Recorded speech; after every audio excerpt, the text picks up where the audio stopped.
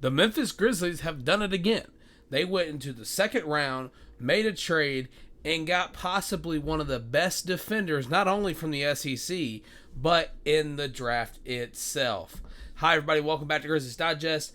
I'm Tristan Harlan, here to break down the second round pick of the Memphis Grizzlies draft night from last night. But before we begin, I'll remind everybody that 93.8% of you guys are not subscribed, and 6.2% of you guys are.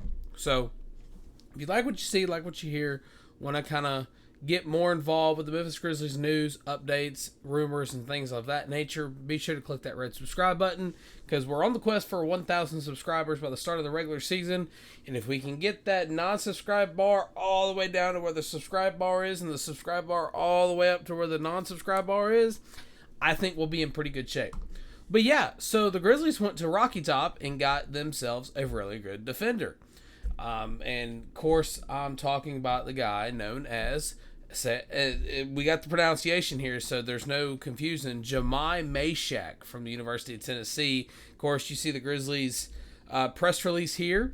They acquired the draft rights to him, the number 59 overall pick from the Houston Rockets, as a part of a trade that is not yet final. I'm sure in the coming days that trade will be final. But Mashack started in all 38 appearances last season as a senior for the Tennessee Volunteers, averaged 6 points, 4.2 rebounds, 1.5 assists, 1.7 steals, in 28.2 minutes to help guide the Volunteers to the Elite 8 round of the NCAA tournament. Now, this guy, he's a great defender. When they first drafted him, I was kind of like, that's an interesting pickup because he's another guard, and there's an overabundance at the guard position.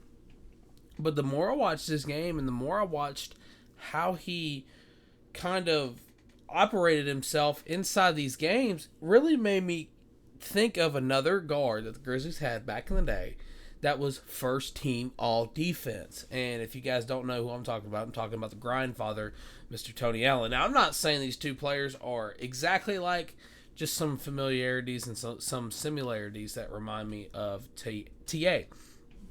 But let's dive more into who this guy is as a player, shall we? Of course, he played in all 4 years at the University of Tennessee, started 38 games his senior season, and shot decently from the free throw line, had about 3 rebounds, almost averaged a block last season, 1.1 steals. But this guy, for a guard and not necessarily being a scorer, more of a defender, I like these stats. Now, again, it's going to be a testament of what the Grizzlies are going to do come start of free agency with Santi Aldama's contract up, Marvin Bagley's contract up. Some of these guys are possibly going to be getting a two-way deal, summer league contracts, so on and so forth. But the main question I have for the Grizzlies is that what are they doing right now? I mean, they're loading up on defensive guys. Now, I'm not saying it's a bad thing by any means, but the Grizzlies had two main concerns for the team last season. It was scoring and it was defense. Now, some may say that's the two most important aspects of the game of basketball, and you'd be right. But there's other areas of basketball like team play and offensive structure, defensive structure, different zones, stuff the nerds like. I'll put it to you that way, and the old heads and the hoop heads and stuff like that. But going back to the main point is that Kleiman really saw this draft and said, I bet I'm going to load up with defensive guys, and that's what he did. I mean, we saw Small from West Virginia University, and now Mashack from the University of Tennessee. But, again, you go back and look at the roster, you don't know exactly who's going to be playing where because, I mean, you see the depth chart right now. Now, this is as of today. Things could change, especially if Vince Williams gets moved, Santi Aldama gets moved, Gigi Jackson gets moved, Lamar Stevens gets moved, John Conchar gets moved. Any of these players could change, could leave, could get traded, so on and so forth. But you're looking at it, and you don't see Mashack on the second, third, fourth, or fifth part of the depth chart. Now, part of it's partially because the trade hasn't become official yet and it hasn't finalized, so technically he's not a part of the team. He's a part of the Houston Rockets, but he got drafted by the... There's a lot of technical aspects in that. But, honestly, why don't they move Cole Anthony? Why don't they move Cole Anthony, maybe John Conchar, Vince Williams, possibly Lamar Stevens, and that way you'll have Javon Small as your third starting point guard. Of course, Scottie Pippen, I don't think he's going to lose his backup position unless Javon just comes in and absolutely is the better option to come off the bench in the point guard position. Now, of course, Coward, he's probably going to be moved to the 3. Contavious Caldwell-Pope will probably get shifted down to a 6-man role once Coward gets comfortable in the NBA. But the biggest thing here is not about Coward, not about Small, but it's about Mashack. Now, what I want to say is that Mashack, like I said, he's a great player. But the issue is in where I'm seeing some bad juju, some bad kind of... you know what I'm trying to say. I just don't know where he fits on the team. Now, again, he's a great player, super talented. I'm super excited he's part of the roster. But where does he fit in? Is he a two-way player that spends the entire season with the hustle and then possibly gets signed to a full contract? Or do some of these other guys that are currently on the roster get signed to a two-way and Mashack's possibly getting moved to the 2, and then he's being played probably 5 to 10 minutes a game as the 7th or 8th man in the rotation until he, kind of proves himself and gets more starting minutes. Because right now, let's be honest, the Grizzlies don't have a roster spot. He's got free agency coming up. They got Jaren Jackson Jr.'s contract extension coming up. The question of Santi Aldama coming back or not.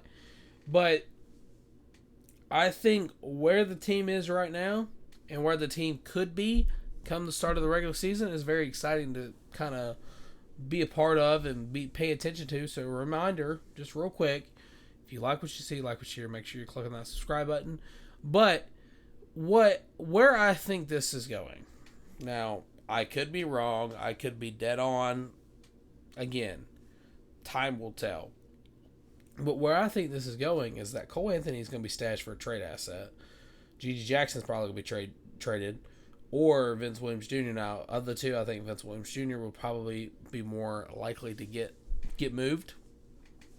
But if we get past free agency and the Grizzlies still have an overabundance of guards, then it's going to be kind of not confusing, but it's going to be kind of questionable what they do with Scottie Pippen Jr. or what they do with Cole Anthony, but or even Mashack, because Mashack's listed as a guard too.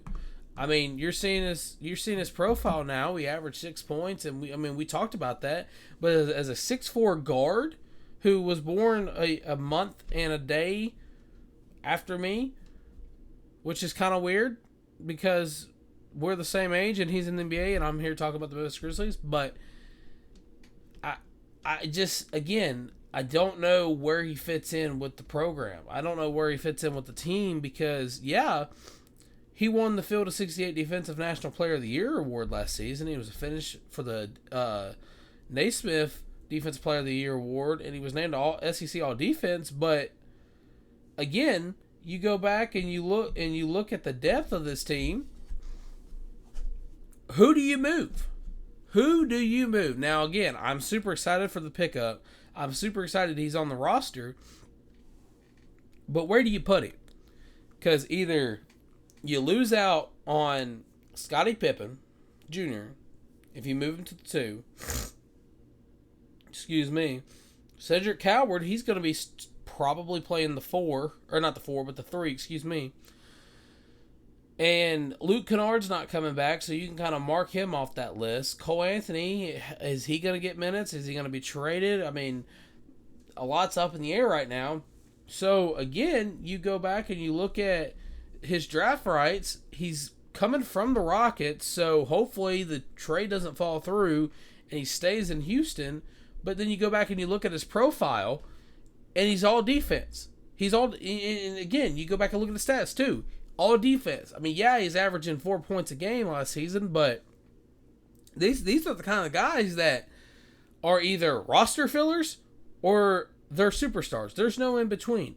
Now, we know how well the Grizzlies drafted in the second round and how well the talent of the second round is once the season gets started. I mean, look at Jaden Wells and stuff like that. But again, where does this guy fit in? Again, I love the pick. I love the selection. Another guy from Tennessee coming to the Grizzlies. It's awesome. Keep the guy in state. But again, I don't know if I've said again a bunch, but again, just to throw you guys off, where does he fit in? Do you trade Cole? Does he start at the 1? Does he start at the 2? Does he possibly get moved to a possible 3? And he's backing up Cedric Coward once he gets his feet wet, and Kentavious Caldwell-Pope is the 6th man, and he's the 7th, and Maysmith is the 7th man. Or does he become an 8th, 9th man? Or does he stay with the hustle the entire season? Staying with the hustle the entire season is more than likely what's going to end up happening. However, the pickup, while yes, it's good, it also doesn't make sense because the Grizzlies needed a big, and now we're talking of overabundance of guards. Cole Anthony, Kentavious Caldwell-Pope, Lamar Stevens, Jaden Wells, Jahmai. I mean, again, we can go back here and we can look at it. Jahmai, Scottie Pippen Jr., Cole Anthony, Luke Kennard, who's not coming back, so we're not going to mention him, Javon Small, Kentavious Caldwell-Pope, Jaden Wells. I mean, the list could go on and on and on. So I guess we're just going to have to wait and see what they're going to do. If you ask me, get rid of Cole Anthony, get rid of Vince Williams Jr., your three starting guards, your top 3 guards, John Morant, Scottie Pippen Jr., Javon Small, Kentavious Caldwell-Pope, Cedric Coward, and then Mason. See, I'm already forgetting his name. Mashack. So then you go to your 4 or your 3, and if you don't move Coward down, then you have Wells, Santi if he gets re-signed, and John Conchar.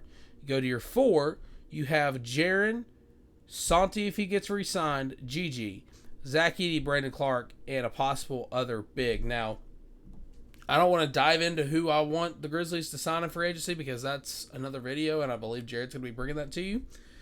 However, it's going to be fun to see. And I want you guys to keep in the loop for that because things could drop as soon as free agency starts. It could wait all the way until free agency's over. But reminder, 93.8% of you guys are not subscribed versus the 6.2% of you guys that are. So be sure to click that subscribe button if you want to know all the latest details of the Grizzlies roster, moves, trades, rumors, etc., etc. Be sure to click that subscribe button. But for another episode of Grizzlies Digest, Tristan Harlan signing off and saying goodbye, and I'll see you guys again very shortly. See ya.